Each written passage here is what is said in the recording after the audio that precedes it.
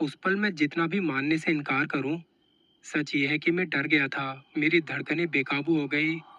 मुझे महसूस हो रहा था जैसे खिड़की के अंदर से कुछ ठंडे हाथ मुझे अंधेरे में खींच रहे हैं। मैंने गहरी सांस ली और कांपती आवाज में कहा, बेटा, ऑडियंस जैसी कोई चीज़ नहीं होती। वो बस तुम्हारे मन की बातें हैं। कोई तुम्हें नुकसान नहीं पहुंचाएगा।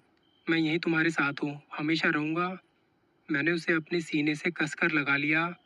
कोई भी हमें अलग नहीं कर सकता। उसका चेहरा मेरे कंधे पर है। धीरे से फुसफुसाते हुए कहता है, पापा, वो असली है। अभी भी हमें देख रहे हैं। मैं चारों तरफ देखने लगा। आँख के कोने से कुछ नजर आया। खिड़की के पास कुछ था। नहीं, कोई था। मेरा दिमाग मुझसे कह रहा है उस तरफ मत देखो। लेकिन फिर वो चीज़ धीरे से ऊपर आने लगी। वो खुद को दिखाना चाहती है कि कौन है। मेरे हाथ पैर ठंडे पड़ गए। मैं ज़ोर ज़ोर से सांसें ले रहा हूँ। और कुछ ही पल में वो ठीक खिड़की के सामने खड़ी थी। मैंने उसकी आंखों में देखा। मुझे ऐसा महसूस होने लगा जैसे उसने मेरे मन को पढ़ लिया हो। और तभी एहसास हुआ कि वो अकेली नहीं है। घर की सारी खिड़कियों के सामने कुछ था। एक एक कर सब दिखाई देने लगे। उनकी आकृति इंसान जैसी थी, पर वो इंसान नहीं थे। वो परछाइयाँ लहरा रही हैं और मैं यहाँ हिल तक नहीं पाता। मेरे हाथ पांव कांप रहे हैं। दीवारों से उनकी आंखें अजीब तरह से बाहर निकली हुई थी, पूरी सफेद, जैसे पुतलियां ही गायब हों। उनके होठ नहीं, मुंह थे, बड़े चौड़े और खुले हुए। चमड़ी फीकी, गीली। बाल बिल्कुल नहीं, सिर फूले हुए। शरीर पतले और हड्डियों से भरे। सब एक साथ हमें देख रहे हैं। किसी तरह की कोई आवाज नहीं, पर मेरे दिल की धक धक बढ़ चुकी थी। बेटा मेरे सीने से लगा सो चुका था। ये ऑडियंस किसे कहता है अब पता चला। मैंने बेटे को कस के पकड़ लिया और आंखें बंद कर ली। और फिर जब मैंने दोबारा देखा तो कमरे में कोई नहीं, बस पर्दे लहराते दिख रहे हैं। मैंने बेटे को अपनी गोद में उठाया और पड़ोसियों के घर चला गया। भाई साहब को मैंने सारी बातें बताई। समझ नहीं आता अब रात में क्या करें क्या नहीं, कहाँ जाएं, किससे बात करें। उस वक्त तो यही लग रहा था कि पता नहीं ये खौफनाक रात कब खत्म होगी। अगले दिन अकेले तो मेरी उस घर में जाने की हिम्मत नहीं होती। मैं भाई साहब के साथ गया। जैसा रात को छोड़ के गए थे सब कुछ वैसा ही था। लेकिन एक अजीब सी सड़न की बदबू थी। अब मैं यहाँ बेटे के साथ नहीं रुक सकता। हमारे पड़ोसी अच्छे थे। उन्होंने कहा आप कुछ दिन यहीं रुक जाओ। मुझे भी लगा कि ठीक है, कुछ दिन यहीं रुकते हैं। हम 8-10 दिन वहाँ रहे। बेटे ने ऑडियंस की बात नहीं करी। मैंने उससे एक दिन पूछा भी था कि अब तुम्हें कोई नज़र नहीं आता। उसने कहा नहीं। मुझे भी यहाँ ऐसा वैसा कुछ नहीं लगा। मतलब उस घर में ही कुछ था। बाद में हम किसी दूसरे घर में शिफ्ट हो गए। और तब से लेकर आज तक वैसा कुछ भी नहीं हुआ है। इस कहानी से एक मैसेज उनके लिए जिनके घरों में बच्चे हैं। अगर तुम्हारे घर में कोई बच्चा कहे उसके दोस्त किसी चीज़ के लिए मना कर रहे हैं, तो उसकी बातों को मजाक बिल्कुल मत समझना। भले ही तुम्हें घर में कोई ना दिखाई दे, लेकिन बच्चे सब देख रहे हैं, उनसे बात कर रहे हैं। इस रोंगटे खड़े कर देने वाली कहानी के बाद एक बात आपसे शेयर करना चाहता हूँ। थोड़ी कैजुअल है, पर स्कैरी है। अभी धनतेरस से एक दिन पहले की बात है। मैं शमशान घाट गया था। हमारे कल्चर में शमशान घाट दोनों तरह से देखा जाता है, पॉजिटिव भी और नेगेटिव भी। मैं भी दोनों नज़रिए से देखता हूँ। लेकिन इस बार जब मैं वहाँ गया तो मुझे हॉरर साइड ज़्यादा सुनने को मिली। जहाँ की मैं बात कर रहा हूँ वहाँ एक फैमिली रहती है जो इस जगह की देख रेख करती है। उनका अपना घर शमशान घाट के बिल्कुल मेन एंट्रेंस के भीतर पड़ता है। मतलब जैसे ही आप मेन गेट से एंट्री करते हो, घुसते हो, तो सबसे पहले उन्हीं का घर मिलेगा। फिर आगे बाकी की चीज़ें होती हैं, लकड़ियाँ, पानी की टंकी और एक छोटा सा मंदिर। मैं गया था शाम के करीब 5 बजे। जहाँ चिताएं जलती हैं वहाँ सब कुछ बहुत शांत पड़ा था। उस तरफ कुछ लाइटें जली और कुछ कपड़े बिखरे पड़े थे। मैं बाहर ही एक बेंच पर बैठा कुछ देर देखता रहा। मेरे दिमाग में किसी तरह की कोई कहानी, कोई बात नहीं घूमती। सच में कई बार ऐसी जगह पर होते हैं तो दिमाग बिल्कुल ब्लैंक हो जाता है। मैंने एक आदमी को देखा। वो हाथ वाथ धो रहे थे और मैं चला गया उनके पास कुछ बात करने। वो बड़े सीधे से इंसान हैं। उनसे बात करो तो बड़े तरीके से आपको जवाब देते हैं। मैंने उनसे ये कहा भी। वो कहते इस जगह का असर है। इंसान की आखिरी मंजिल यही है तो किस बात का घमंड। उन्होंने मेरे बारे में पूछा, मैं कौन हूँ, कहाँ से आया हूँ। मैंने भी उनसे थोड़ी यहाँ वहाँ की बात की। पूछा कि अच्छा, जैसे आप यहाँ रहते हो, दिन में तो लोगों का आना जाना लगा रहता है। मुझे ये जानना है, रात में जब ये जगह बिल्कुल शांत होती है, तब यहाँ का माहौल कैसा होता है। वो कहते, इसे शब्दों में नहीं बताया जा सकता। मैं यहाँ रहता हूँ तो शायद मेरे लिए माहौल अलग हो, लेकिन कोई और अगर देखेगा तो उसके लिए माहौल कुछ और हो सकता है। मगर एक चीज़ जो हम सबके लिए कॉमन है, यहाँ के तौर तरीके। मैं समझ गया था वो क्या कहना चाह रहे हैं, पर फिर भी मैंने उनसे पूछा, तौर तरीके मतलब कि यहाँ किसी चीज़ से छेड़छाड़ मत करो। कहीं पे थूक दिया, पेशाब कर दिया, या किसी तरह का कोई नशा करते हो, गलत काम करते हो, उनसे आपको दूर रहना है। उन्होंने एक कहानी बताई जो ज़्यादा पुरानी नहीं है, और ये बात इन्हें इसलिए पता है क्योंकि जिस फैमिली के साथ ये हुआ, उनका इलाज भी इसी जगह आके होता है। रात में एक महिला आई थी अपने पति के साथ। उन्होंने शमशान में आके कुछ बांध के रख दिया था। ये उनको किसी ने बताया था कि आप ऐसा ऐसा करो तो घर में तरक्की होगी, दुख तकलीफ दूर हो जाएंगे। पर हुआ इसका उल्टा।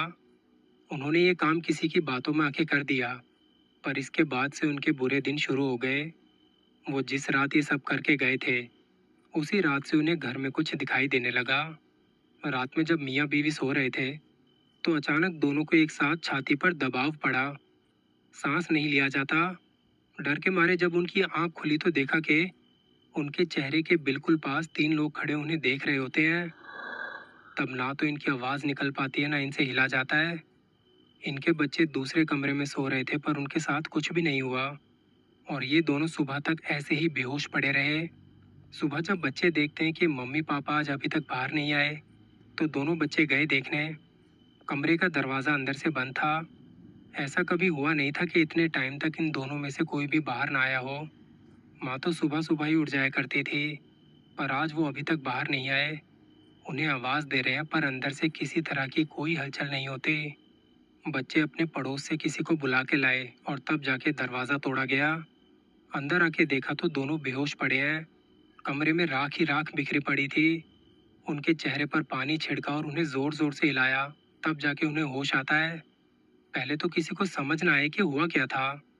उन दोनों ने अपने बच्चों को कुछ नहीं बताया। सीधे उनसे बात की जिनके कहने पर ये शमशान घाट गए थे और वो सामान छोड़ के आए। उसी दिन दोपहर तक वो तीनों यहाँ आते हैं, मुझसे मिले, और तब ये सारी बातें मुझे पता चली। मैंने उनसे कुछ चीज़ें करने को कही। वो डेली 3 रातों तक यहाँ आते रहे। जो मैंने उन्हें बताया वो करते रहे, और माफ़ी मांगते हैं कि हमसे गलती हो गई। वो कोई ढोंगी था जिसकी बातों में ये आ गए। मैंने उनसे कहा, ये पवित्र स्थान है, ये जगह आपसे कुछ नहीं मांगती। उन्होंने जो यहाँ रखा था उसमें कुछ ऐसी सामग्री थी जो ऐसे स्थान पर नहीं रखनी चाहिए। 3 दिनों तक डेली वो मुझसे बात करते हैं। चौथे दिन मैंने उन्हें बुलाया कि अब घर में सब कैसा चल रहा है। तब उन्होंने कोई शिकायत नहीं करी। मैंने कहा, अब कुछ नहीं होगा, सब कर्मों का खेल है। कर्म अच्छे होंगे तो आपको ऐसे ढोंगियों के पास जाने की ज़रूरत ही नहीं पड़ेगी। ये पहला किस्सा जो मैंने आपको बहुत शॉर्ट करके बताया है। दूसरा किस्सा इसी जगह का है जहाँ पर चिताएं जलाई जाती हैं। वो कहते, एक रात करीब 11 बजे का वक्त हो रहा होगा। मेरे बच्चे सो चुके थे और मैं कॉपी में कुछ सामान लिखने लगा। यहाँ आसपास बहुत खामोशी रहती है, रात में तो कुछ ज़्यादा ही। मुझे एकदम से आवाज़ आई जैसे बाहर कोई चिल्ला रहा है, अजीब तरह से बड़बड़ा रहा है। पहले तो मैंने दरवाज़ा नहीं खोला, क्योंकि हमें नहीं पता कौन क्या हो। आवाज़ जब और तेज़ आने लगी, और इस बार तो ऐसी जैसे कोई नशेड़ी या पागल कुछ बकबक कर रहा हो। मैंने धीरे से दरवाज़ा खोला तो देखा कि जहाँ चिताएं जलती हैं वहाँ एक लड़का पागलों जैसी हरकत कर रहा है। अपने बाल खींच रहा है, कपड़े फाड़ रहा है, कभी दीवार को चाटने लगता तो कभी राख उठा के मुंह में भर लेता है।